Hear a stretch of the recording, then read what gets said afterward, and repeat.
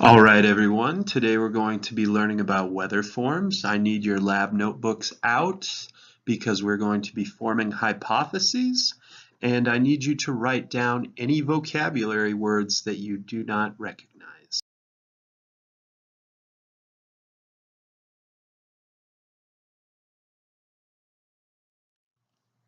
So starting out, we have a quick reminder of today's objective.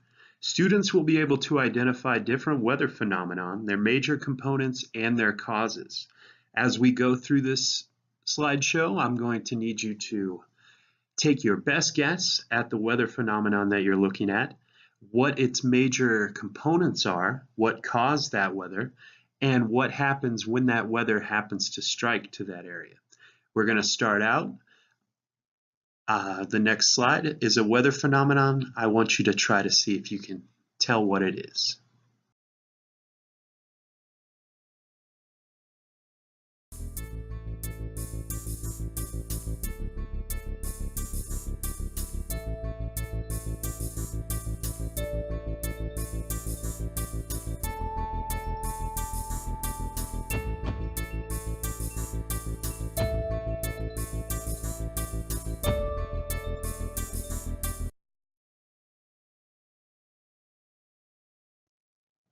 If you guessed rain, you are correct.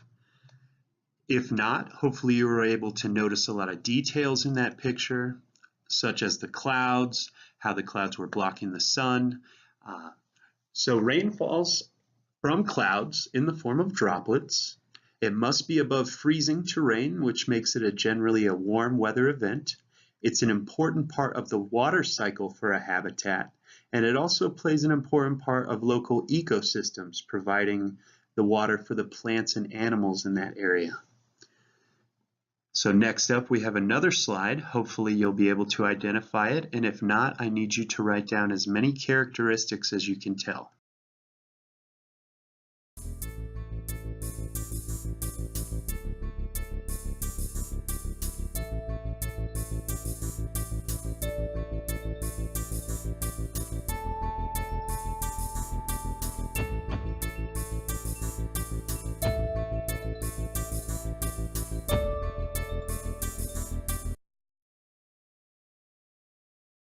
If you guessed tornado, you are correct. You may have even seen one of those around during the summer months.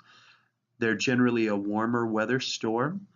They are formed by rapidly rising air that spins in a central funnel, wind shear in the lower atmosphere, which means a fast wind moving directly to the side. A tornado is technically born when a funnel cloud touches the ground. And wind speeds can reach up to 296 miles an hour, which is very, very fast. Tornadoes are categorized by the Fujita Tornado Intensity Scale, which is usually called an F.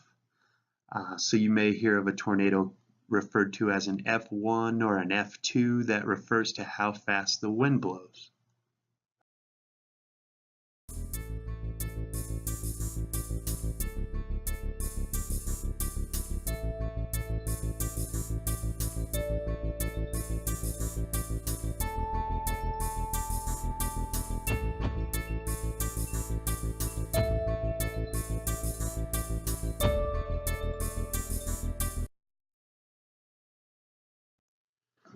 So yes, that was another tornado. I wanted to give you the opportunity to see that they come in different colors and sizes. They're a very dangerous storm, so they're something you definitely need to be able to recognize. They're frequent in the center of the United States. They're definitely something you can notice by their rotation. They're generally part of a large thunderstorm cloud and mixed with liquid precipitation, which is rain, and oftentimes hail as well. Up next, we have another weather system. Let's see how many details you can notice.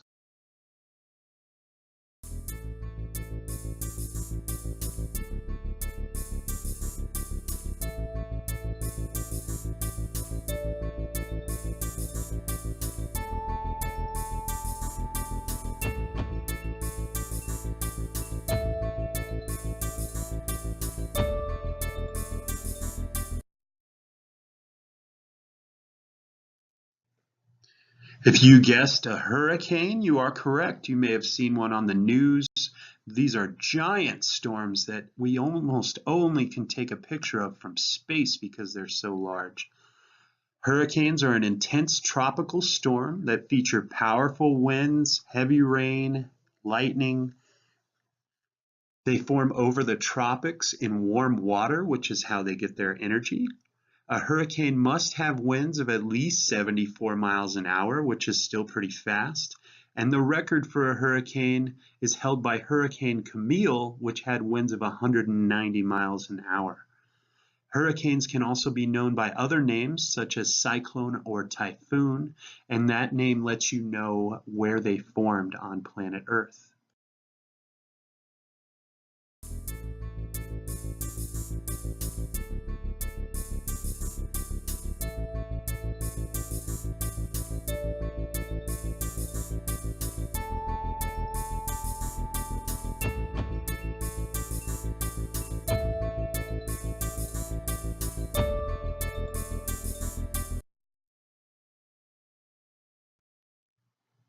Yes, we had another view of a hurricane. I wanted you to be able to focus on the center portion this time. The center of the hurricane is called the eye. It's a region of mostly calm weather that all the rest of that storm circles around. That region can be pretty big, 20 to 40 miles across, which is almost the size of Pueblo. Surrounded by the eye wall is the most severe part of the storm. So a lot of times people that are in a hurricane can be fooled by thinking the storm is over when they're in the center and the very most dangerous part is just around the corner.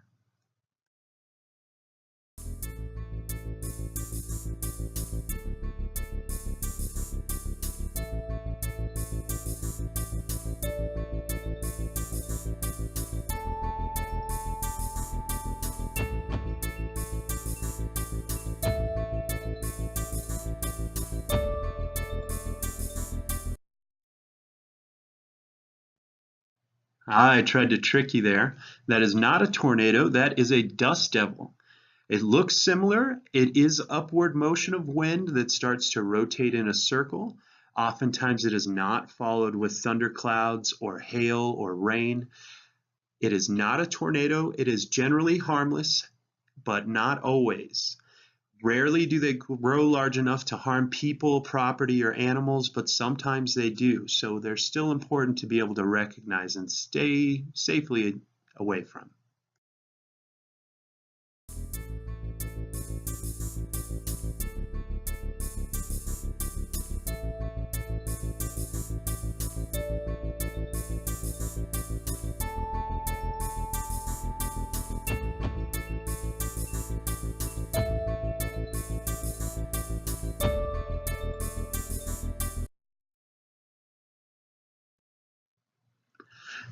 All right, that is a waterspout, which is a tornado that forms over water. It can be over a lake, it can be over the ocean. It's a tornado that forms over water and has the same characteristics of a tornado, which means that the wind speed is much faster. It can be accompanied by lightning and hail, definitely some rain. Only this one, because it happens over water, can also affect the water underneath it, forming high waves and making the situation even more dangerous. So they are very important to be able to recognize.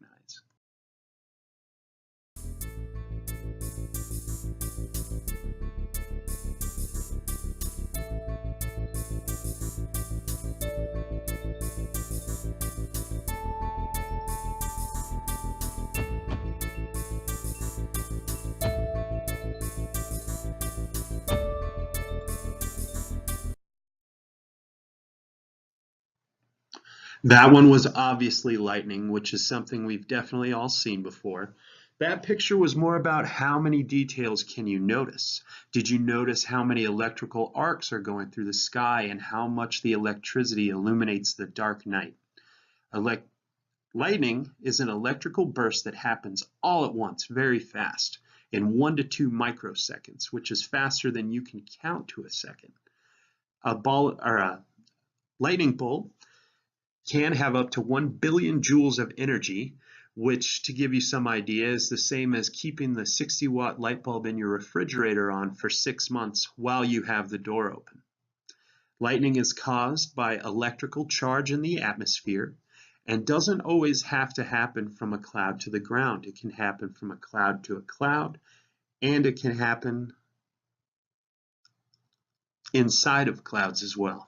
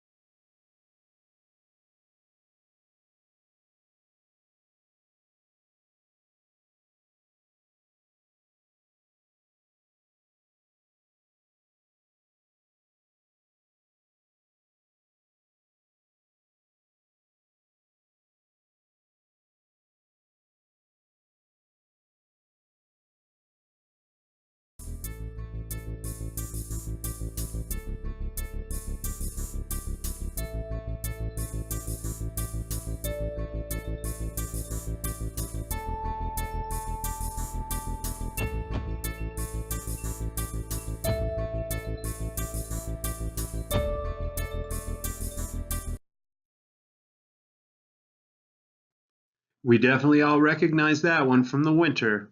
That is snow. That is a cold weather storm, which is different than the warm weather storms that we looked at earlier.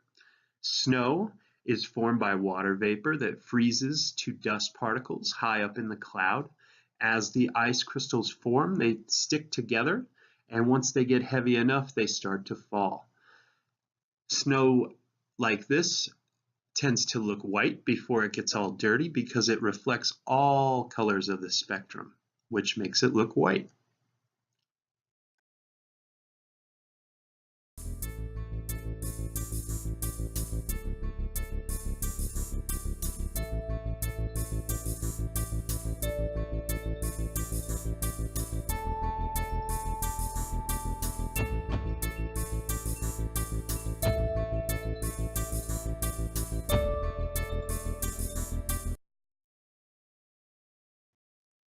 So that last picture, hopefully you were able to notice some details. That's what happens when snow goes really crazy. It's called a blizzard.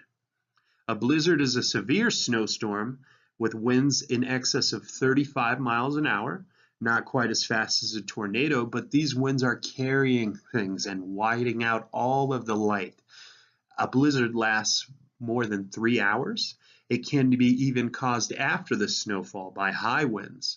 The record for a blizzard in one single storm is 21.2 inches of snow. That's a lot. That's almost 2 feet.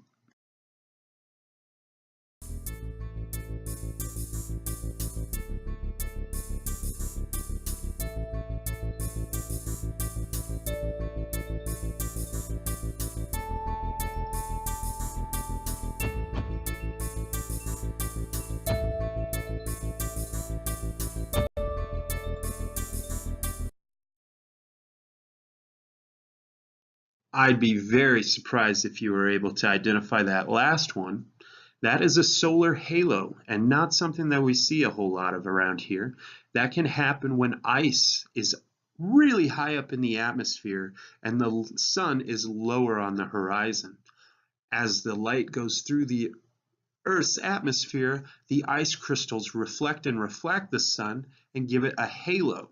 This is generally a cold weather event, And not so much a weather phenomenon, but something that I wanted you to see so that you could get a grander scale of how immense the Earth's energy and weather systems are.